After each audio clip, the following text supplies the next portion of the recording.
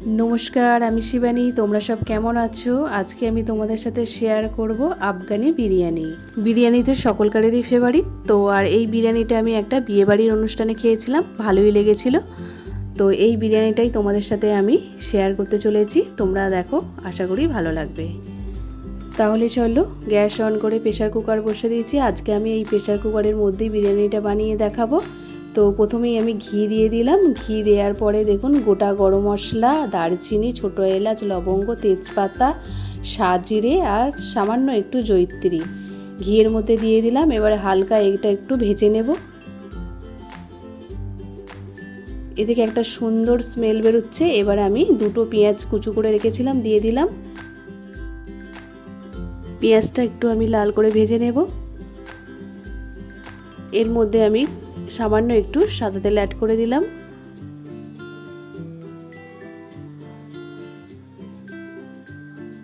এবার দিয়ে দেব আদা, রসুন আর কাঁচা লঙ্কা বাটাটা।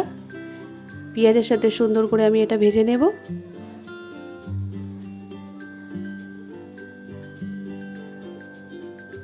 পেঁয়াজ, আদা, রসুন এগুলো খুব সুন্দর করে আমি ভেজে নিয়েছি। এবার এর মধ্যে দিয়ে দেব মাটন। এখানে আমি ছোট ছোট করে মাটনটা কেটে নিয়েছি। আর এই বিরিয়ানির জন্য মাটনটা কিন্তু ছোট ছোট করেই কেটে নিতে হবে। এবার এর সাথে ভালো করে নাড়াচাড়া করে নেব। পেঁয়াজ, আদা, রসুনের সাথে খুব সুন্দর করে একটু নাড়াচাড়া করে নেব। পেঁয়াজ, আদা, রসুনের সাথে মাংসটা আমি কিছুক্ষণ ভেজে নেব। হলুদ ছাড়াই আমি বিরিয়ানিটা রান্না করব। এইভাবে নাড়াচাড়া করে কিছুক্ষণ আমি মাংসটা ভেজে নিয়েছি। তো এবারে এর মধ্যে দিয়ে দেব কাশ্মীরি লঙ্কার গুঁড়ো। কাশ্মীরি লঙ্কার গুঁড়ো দিয়ে দিলাম। পরিমাণ মতো নুন দিয়ে দেব। আর তোমরা চাইলে প্রথমে মাংসটা কিন্তু সিদ্ধ করেও এইভাবে কষে নিয়ে রান্না করতে পারো। আমি একবারে মাংসটা কষেই সিদ্ধ করে নেব। এইভাবে আমি নাড়াচাড়া করে মশলার সাথে কষে নিচ্ছি। এবার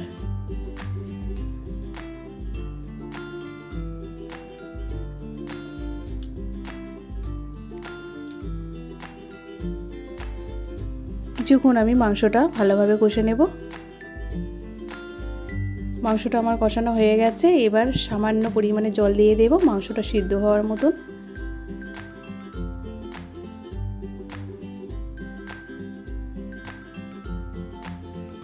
এবার প্রেসার কুকারটা আমি বন্ধ করে সিদ্ধ করে নেব।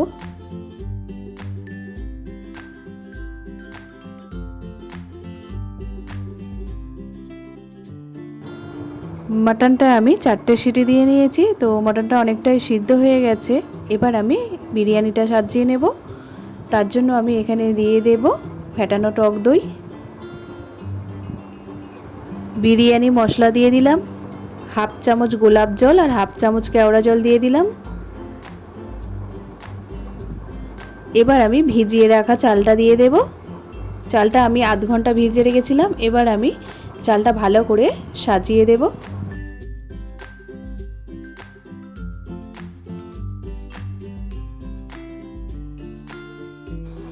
চালটা দেওয়ার পর হাতে করে এইভাবে সমান করে দিলাম।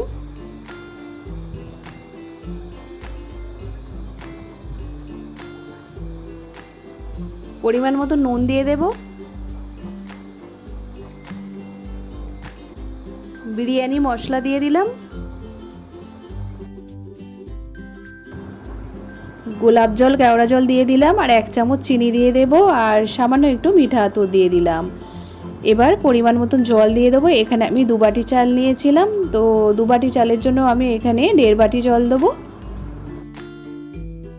আমি তো প্রেসার কুকারে বানাচ্ছি বিরিয়ানিটা, সেই জন্য 2 বাটি চালের জন্য 1.5 বাটি জল নিতে হবে। জলের পরিমাণটা যদি বেশি হয়ে যায় তো প্রেসার কুকারে কিন্তু ভাতটা গলে যেতে পারে। আপনারা যখন হাঁড়িতে বা কড়াইতে বানাবেন তখন 2 বাটি চালের জন্য কিন্তু 4 বাটি জল নিতে হবে।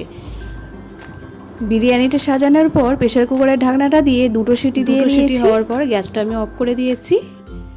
প্রেসার কুকারে হাওয়াটা বেরোনোর পর ঢাকনাটা খুলে আমি ঘি ছড়িয়ে দেব।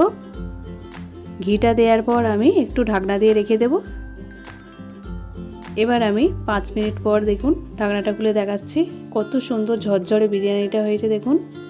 প্রেসার কুকারের মধ্যে যে এত সুন্দর ঝরঝরে বিরিয়ানি হয়, না বানালে আপনারা বুঝতেই পারবেন না। জলের পরিমাণটা যদি আপনারা ঠিকঠাক দেন তাহলেই কিন্তু এইরকম ঝরঝরে আপনারা বিরিয়ানি বানাতে পারবেন। এইরকমই নতুন ভিডিও দেখার জন্য চ্যানেলটিকে সাবস্ক্রাইব করে রেখে দেবেন। তো আজকের মতন ভিডিও এখানেই শেষ। চলো টাটা।